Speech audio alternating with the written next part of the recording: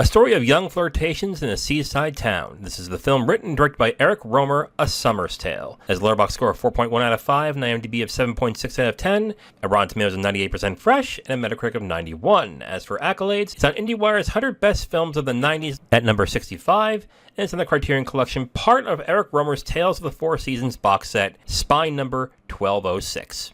So I want to start the review by just giving a little disclaimer here.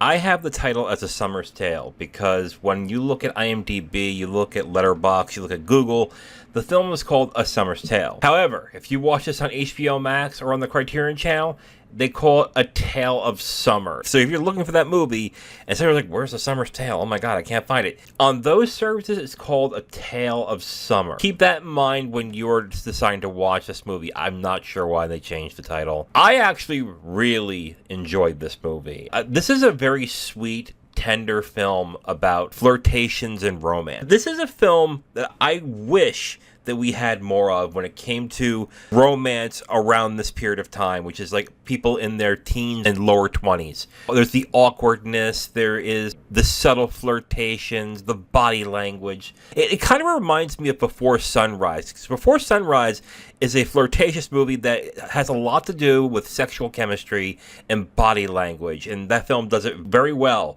And that movie does it very well, but in a not so subtle way. Like, it's very obvious that these two characters are attracted to each other. But in this film, the flirting and the romance is a little more subtle.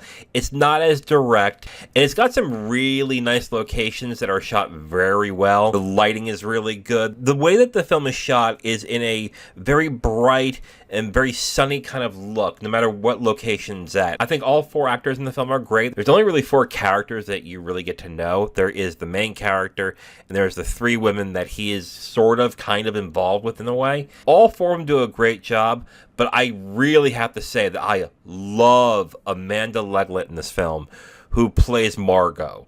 I think I got her last name wrong. I'm sorry if I did. Maybe it's Lange. I'm not entirely sure. I'm not French. I am sorry. But I loved her performance in this film. Her character in this just feels like the quintessential girl that you would look back on 10 years later and go, oh my god, I missed the opportunity with the perfect woman and I had it in my grasp. Oh my god, I fucked up.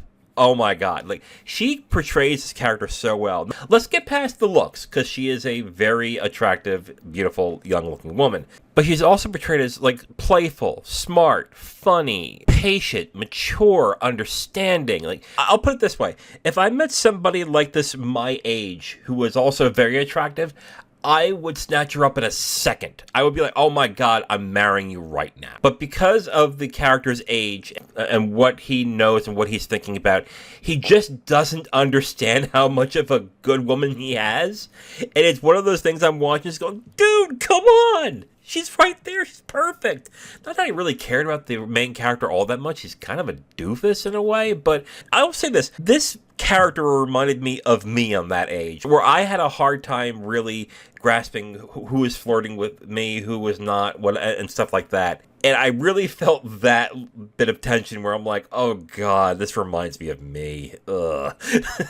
I feel terrible. But the characters are really good in this movie, and a lot of them are really likable. And I especially love Amanda Leglet's performance in this film. She is so good in this. But I gotta be honest, I have one minor issue. I would be lying if I said that this film didn't drag in a few parts. Not a lot, but it felt slow in certain parts of the film where I was like, okay, can we get this going a little bit here? But in the end, it was worth the investment. A Summer's Tale is a really good film. I am very interested in Eric Romer's other films. He has an entire box set called Eric Romer's Tales of the Four Seasons, which I'm now interested in watching the other films of this box set. So I really enjoyed A Summer's Tale. I think you will too if you're into more talkative films, so definitely check this out if you are interested.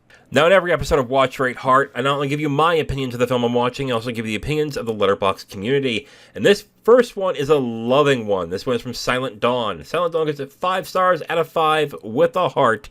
And Silent Dawn says, an earth-shattering masterwork of tone and place and gestural nuance that is ultimately a showcase for just how badly one guy can repeatedly fumble the bag. I mean, seriously. Like, in the end, this guy just messes everything up. But it's also not overly dramatic. You can watch this movie and get the nuance and subtlety of what's going on with all the characters, and then realize at the end that, man, that guy fucked up. Like, that guy fucked up. In all honesty, there's really nothing wrong with any of the three girls that he is interested in. He just is incredibly indecisive, and he fumbles each and every one. But like I said, I think Margot is the best character in this film, and with an actress who has the best performance, because she knows how to play that character. This next review is from Matthias Larson. Matthias gives it 4 stars out of 5 with a heart, and Matthias says, this movie is gorgeous, probably his most playful movie, and he turns an almost comically rom-com plot into something amazing with everything coming together so well. That is true. That's another big thing I really like about this film. Other films that would have done this plot would have been a lot more corny. They would have a bunch of comedy in it that felt unnecessary. It's about this guy who can't decide who he's going to date or who he's going to be with or whatever. It's a youthful tale about identity and love, and one of my favorite films by Eric Romer so far. Probably something to do with the setting, and I think I can attach myself more to the story through the protagonist being male, which is not usual for Romer, and as always, his slice of life approach to filmmaking is so well executed. Great movie, and Amanda Laglet. I'm so glad I'm not the only person who saw that performance and went, oh my god, she is so good in this. Man, I haven't seen Romer's other films. I am definitely going to make it a point to watch them, though. This next review is from Pate Duncan. Pate Duncan gives it 3.5 stars out of 5 with a heart, and he's kind of got a sarcastic one.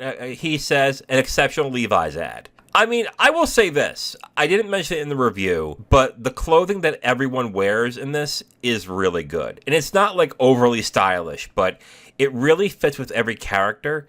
It doesn't feel out of place, and all the characters look really good in them. So I guess that kind of counts. I don't think that's what he means. He might be being a little more sarcastic than that, but I think the way the characters look is well done. And finally, this last review is from Nicholas. Nicholas gives it 4 stars out of 5 with a heart. And Nicholas says, fucking sad boy, just pick one of these bitches. Oh my god. Yeah. Oh man. What really annoyed me with this film, no, you know what? Not annoyed me. What really got me in this film was, oh my god, I was this exact person when I was his age. Now, am I saying that I had 3 women who were fawning over me? Yes, I did. No, no, I didn't. But I've had those indecisions, and I've had those feelings too, where I was like, why would anybody be attracted to me? Why would anyone flirt with me? This woman's just being nice. I don't think she's flirting with me. And then I come to find out sometime later, she was definitely flirting with me. And she took offense that I did not notice. So I've had that problem as well. But yeah, I just like the way that Nicholas put that. So, in review, I think A Summer's Tale is a sweet, tender film about flirtations and romance.